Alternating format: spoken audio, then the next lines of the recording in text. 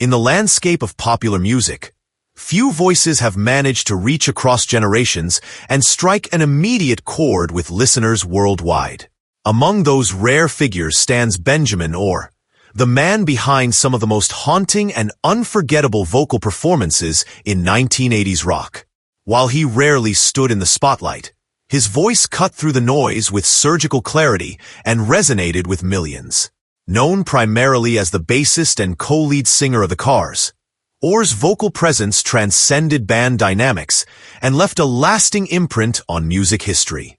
Born in Cleveland, Ohio, in 1947, Benjamin Orzechowski was a musically gifted child who was proficient in multiple instruments. Early in his career, he participated in local talent contests and performed in regional bands. His professional path took shape in the late 1960s and early 1970s when he met Rick Ocasek. The two would form several musical acts before founding the Cars in Boston in 1976. While Ocasek was often the public face and principal songwriter of the band, Orr became its essential second voice.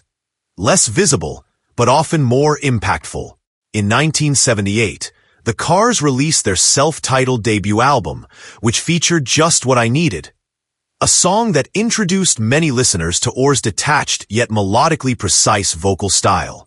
The track was crisp, driven by new wave aesthetics and cold pop sensibility.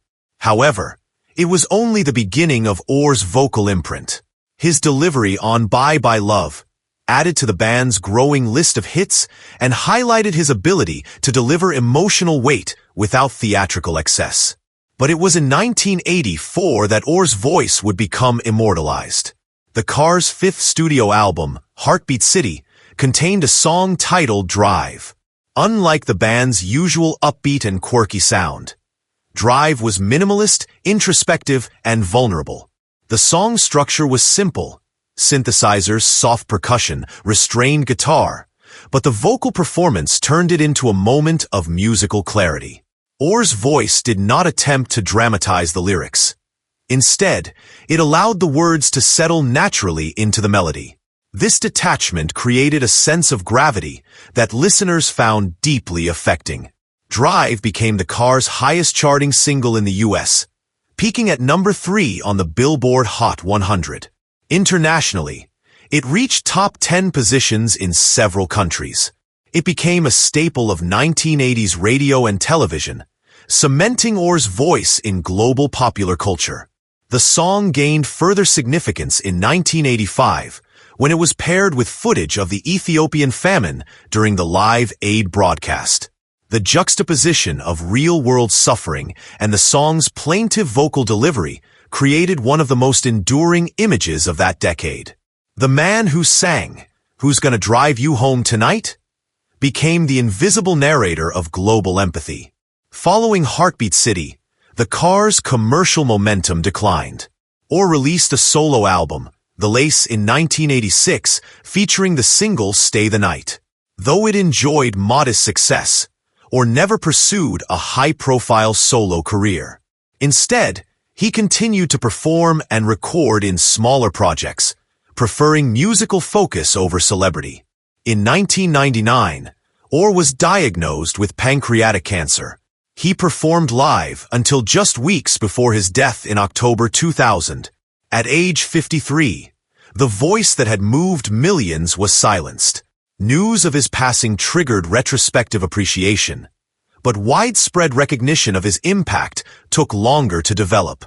In 2018, the Cars were inducted into the Rock and Roll Hall of Fame. Though Orr was no longer alive to attend, his legacy was acknowledged during the ceremony. Former bandmates and fans paid tribute to his contributions. His name, once secondary to Rick Ocasek in the public eye, has since become synonymous with the emotional center of the Cars' best material. Benjamin Orr's influence can be measured not by the number of interviews he gave or the tabloid headlines he generated. He generated none, but by the number of people who can still recall the exact moment they first heard Drive. His voice did not seek attention. It sought precision, clarity, and directness. It asked questions, expressed quiet sorrow, and connected across cultural and geographic barriers. He was the man who made millions cry with his voice. Not by pleading, shouting, or dramatizing, but by singing honestly, directly, and without excess. He remains a singular figure in rock history. Not just a bassist or a backing singer, but the silent architect of some of its most emotionally resonant moments.